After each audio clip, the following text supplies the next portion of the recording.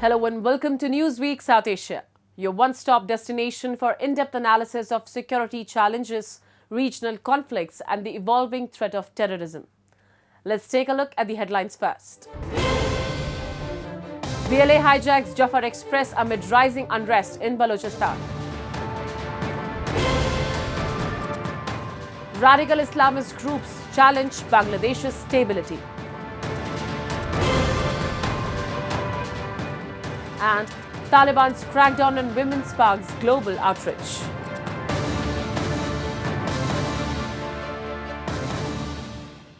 Pakistan's restive Balochistan province has once again been thrust into the spotlight with a daring act of defiance by Baloch separatists. The recent hijacking of the Jaffar Express by the Baloch Liberation Army is a stark reminder of the deep-rooted insurgency gripping the region. While the Pakistani military claims to have successfully ended the crisis, the attack signals a growing resistance against Islamabad policies in Balochistan, where decades of repression, enforced disappearances, and economic exploitation continue to fuel the separatist movement. Balochistan, Pakistan's largest yet most neglected province, remains a battleground for an independent struggle. The Baloch Liberation Army, which has long accused the Pakistani state of treating the province as a colony, carried out its latest act of defiance by hijacking the Jaffar Express. The train carrying nearly 400 passengers had left Quetta, the provincial capital, when BLA fighters intercepted it near a series of tunnels approximately 160 kilometers away. Pakistani security forces launched a military operation, ultimately rescuing 346 passengers. Officials claim that all 33 attackers were killed in the operation. However, while Islamabad brands the Baloch insurgents as terrorists, experts argue that the state's own human rights record stands in stark contrast. One thing you have to give to the Baloch freedom fighters, I think they have been extremely chivalrous even in their attacks. Unlike the Pakistan army, or even for that matter some of the Islamist groups who attack women, children, old people, people who are innocent, the Baloch are very, very particular about whom they hit, whom they attack. There can always be collateral damage, but they normally, there's been no case where they've been killing women and children, no case where they've been killing any elder person. So they have been very chivalrous in that count. I don't think anybody can say the same about the Pakistan army, which in its operations goes into the houses of the Baloch people, insults their women, beats up their children, catches hold of young men and even women, and arrests them without any legal process. For decades, Islamabad has responded to the Baloch resistance with brute force. The military's notorious kill and dump policy operations have claimed the lives of thousands of Baloch students and activists. Many young men and women have been forcibly taken from their university hostels in Punjab, Sindh and Balochistan, never to be seen again. The bodies of those executed are often discarded in remote areas, serving as grim warnings to others. Some cases has been responsible for the killing of young students. These are university-going students in Punjab or even in Balochistan or in Sindh. They are picked up from their hostels and tortured, sometimes released, sometimes they disappear forever, and other times they are killed in cold blood and their bodies are thrown to make an example of them.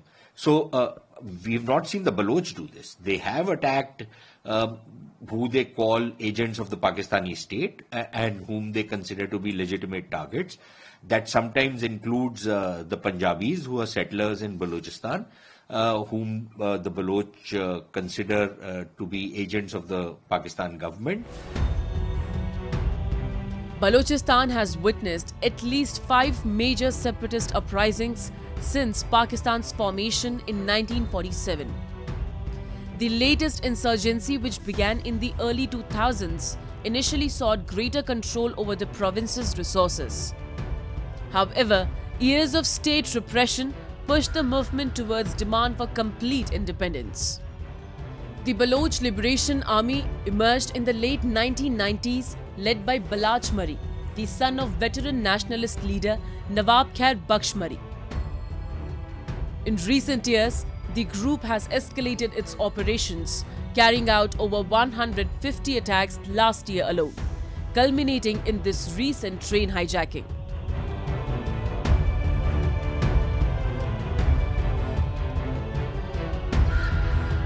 The possibility that the Baloch might actually start executing all the hostages cannot be entirely written off. I think that is pretty much on the cards. In part because of the kind of anger there is in Balochistan among the Baloch rebel groups to the kind of high-handedness that the Pakistan army and the kind of operations that the Pakistan army has been conducting. Now, sometimes, these kind of threats are made that we will kill all the hostages if you don't, if you carry out any operation against us, or if you don't meet our demands. But this could also be seen as some kind of a negotiating stance, to get some kind of negotiations going to get whatever people you want to release. But also remember that operations like the one which is currently underway in this train case, these people who go into these kind of operations are ready to die. Despite being rich in natural resources, Balochistan remains Pakistan's most impoverished region, home to around 15 million people. These resources generate billions in revenue for the federal government, yet the Baloch people see little benefit. Adding to local resentment is Gwadar, a major deep sea port central to the $62 billion China-Pakistan economic corridor. While Islamabad touts it as a game changer for Pakistan's economy, Baloch nationalists argue that the state exploits their land while sidelining their people, fueling the flames of insurgency. The Jaffar Express hijacking is just the latest chapter in Balochistan's long history of resistance. And as the conflict escalates, it remains to be seen whether Islamabad will continue its policy of suppression or finally address the grievances of a province long treated as an afterthought.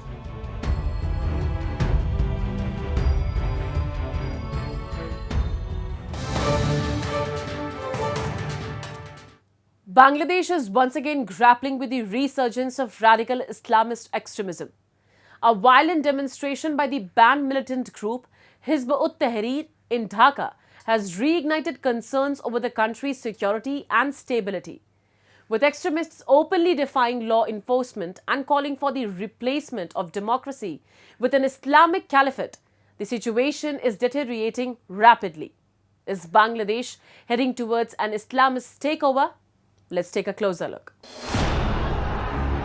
The streets of Bangladesh's capital Dhaka witnessed a disturbing resurgence of radical Islamist extremism as the banned militant group Hizb-ut-Tahrir openly defied law enforcement, calling for the dismantling of the country's secular democracy in favor of an Islamic caliphate. The radical march, held after Friday prayers at the Baitul Mukarram Mosque, saw hundreds of extremists clashing with security forces, raising concerns over the deteriorating law and order under caretaker administration of Nobel laureate Muhammad Yunus. Bangladesh's law enforcement was forced to deploy tear gas and sound grenades to disperse the protesters as they broke through barricades and chanted extremist slogans. Experts argue that the caretaker administration's failure to curb extremism is leading to an alarming rise in Islamist influence, threatening not just Bangladesh's secular framework but also regional stability. the rise of these proscribed banned organizations, for example, Hizb-ut-Tahrir and others, is of great concern because if you see in the United Kingdom, and they have been banned, and by other Western liberal democracies as well, they pose a very significant and a very, I would say, terrible and treacherous threat to not only Bangladesh but the entire neighborhood. So I think this is the first step. What these organizations are trying to do is to impose a state of fear, to disrupt the liberal and pluralistic principles of the Bengali way of life, and to impose upon what, again, if we go back, I think all of this stems from the 1971 partition of India and the two-nation theory. So I think that segment of society in Bangladesh, which is currently unfortunately on the rise, they want to go back, they want to turn the clock back to 1947 and live with that Islamic identity of Pakistan in a different shape and form, transcribed into 2025. This brazen display of defiance signals a dangerous shift in the country's political landscape, where Islamist factions are reclaiming ground amid growing instability. The political uncertainty following the forced exile of former Prime Minister Sheikh Hasina in August 2024 has left Bangladesh vulnerable to extremist elements. Under her leadership, groups like Hizb-ut-Tahrir were banned due to their anti-state activities. However, her ousting, triggered by violent student-led protests, has created a power vacuum, allowing radical outfits to re-emerge. India has raised serious concerns over Bangladesh's deteriorating security situation, reporting over 2,374 attacks on minorities between August 5, 2024 and February 16, 2025. While Bangladeshi police have verified 1,254 of these cases, an alarming 98% were deemed political in nature. The caretaker government's lax approach towards extremist groups has emboldened radicals, leading to a surge in violence, particularly targeting minorities. I think the present administration, the caretaker government, has to actually prove and step up their activities and effects in order to curb these kinds of disturbances, because we have seen no evidence, and it is seeming likely that they are actually turning a blind eye towards all of these atrocities which is going on unabated day in day out. We can see extrajudicial executions, loot, arson, and at the end of the day all of these are being targeted towards the minority communities who are bearing the brunt.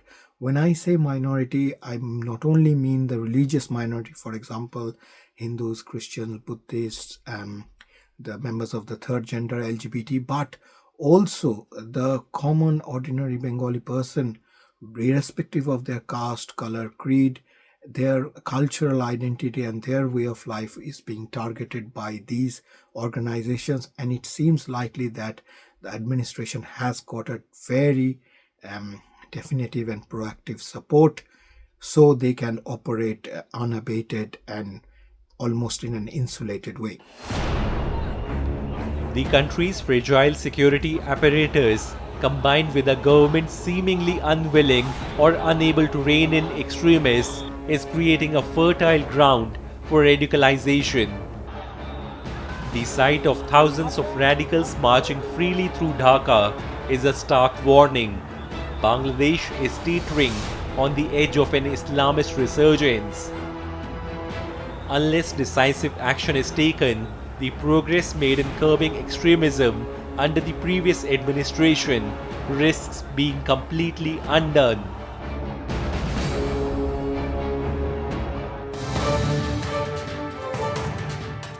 Afghan women continue to face one of the most brutal crackdowns on rights and freedoms in modern history.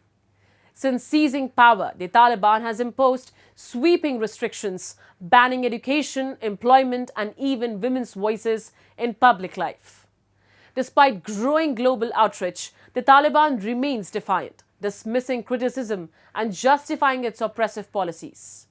With Afghanistan increasingly isolated on the world stage, the question remains, will the international pressure force change, or will Afghan women continue to suffer in silence? On the eve of International Women's Day, United Nations Secretary General Antonio Guterres issued a stark warning. Women's rights are under attack and the world must take action. Nowhere is this regression more apparent than in Taliban-controlled Afghanistan, where women and girls have been stripped of their most basic freedoms. Decades of progress has been erased, plunging Afghan women into a life of subjugation and fear. We must never accept a world where women and girls live in fear, where their safety is a privilege rather than a non-negotiable right. Despite mounting global pressure, the Taliban issued a statement reaffirming their so-called commitment to safeguarding women's rights. Chief spokesman Zabiullah Mujahid claimed in a social media post that the Islamic Emirate assumes full responsibility for protecting Afghans' women's rights, emphasizing dignity, honor, and legal protections such as dowry entitlements and inheritance rights. However, these claims stand in stark contrast to the harsh realities on the ground. Since taking power, the Taliban has imposed sweeping bans on education and employment for women. Girls have been barred from secondary schools, followed by a complete prohibition on attending and teaching at Kabul University. In August 2023, the Vice and Virtue Ministry expanded restrictions, banning women's voices in public and mandating full face coverings outside their homes. According to the agreement that was signed in Doha between the Taliban and the United States and some other countries, that they were to provide full equality of treatment as far as women are concerned. But they are not behaving according to that, and they had said that Taliban 2.0 is going to be very different from Taliban 1.0 when they were in power in the 1990s and they had persecuted. And right now also, whether it is repression, whether it is torture, whether it is not allowing women to go out at all, they are really treated as second-class citizens or worse. The Taliban remains globally isolated, with no country officially recognizing its rule over Afghanistan due to its oppressive policies on women. In January, the International Criminal Court's chief prosecutor sought arrest warrants for 2 senior Taliban officials for their role in repressing Afghan women. Despite international condemnation, the Taliban continues to justify its brutal policies under the guise of so-called Islamic values. However, leading Islamic scholars worldwide have rejected this interpretation, calling it a distortion of religion to justify systematic misogyny. The plight of Afghan women has not gone unnoticed. In Paris, the Eiffel Tower was illuminated with the message, SOS Afghan Women, in a symbolic act of solidarity coinciding with International Women's Day marches across the globe. From Afghanistan to the DRC, from Palestine, Gaza, to Haiti, to Myanmar, Sudan, and beyond, women bear the heaviest burdens of conflict, displacement, hardship, and loss. Yet we know that when women are at the table, peace is broader, more inclusive, and more enduring. But within Afghanistan, women are not even allowed a seat at the table. Instead, they are silenced, beaten, and detained for daring to speak out. The United Nations Special Rapporteur has previously stated that the Taliban's treatment of women may amount to crimes against humanity. As the Taliban's draconian rule continues, Afghanistan faces increasing diplomatic isolation. But beyond political consequences, the real tragedy lies with the millions of Afghan women who have been stripped of their voices, dreams, and futures. As the world marks another International Women's Day, Afghan women remain prisoners in their own country, waiting for the day when their rights are no longer a distant hope but a lived reality.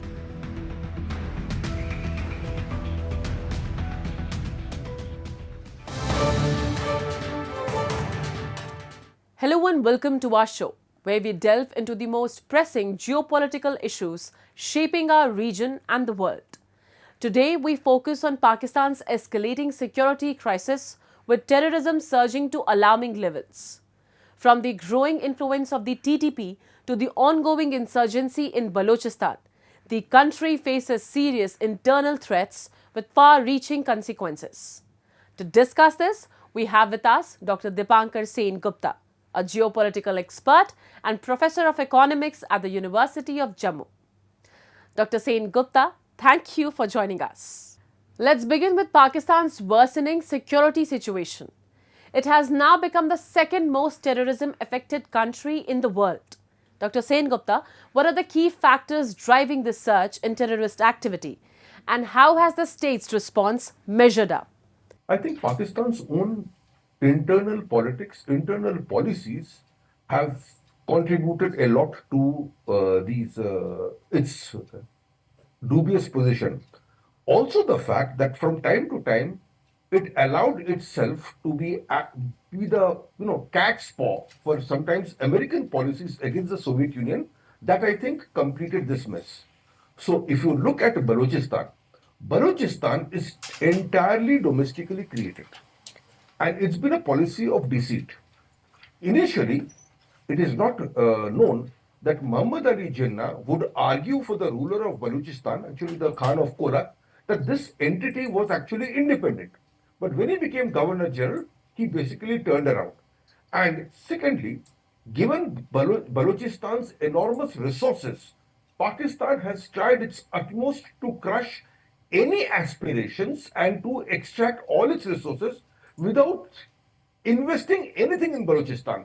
On the other hand, you have Khyber Pakhtunkhwa.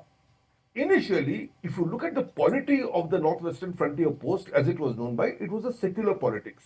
In 1946, they voted in a Congress government. And this is the politics that the Pakistani government has been trying to change into a very communal politics. Firstly, for initial stability, and then secondly, as it started to foment jihad in Afghanistan against the Soviet occupation force, it also poisoned the politics of the Northwestern Frontier Post. And that is why, partly for domestic reasons and partly as an instrument of foreign policy, they undertook such politics, they undertook such measures that NWFP has become a hotbed of terrorism. The Tehreek-e-Taliban Pakistan has emerged as a major security threat, with reports linking its growing influence to the Taliban's return in Afghanistan. How has the Taliban's rule strengthened the TTP, and to what extent is Kabul responsible for its resurgence in Pakistan? Look, I mean, this is very ironic. After the fall of the Taliban in 2001 initially, Pakistan bided its time for a couple of years and then started to encourage the Taliban wholeheartedly to come back. And let us face it, American short-sightedness, foolishness they were complicit in this, and as a result of which, Taliban is able to make a comeback.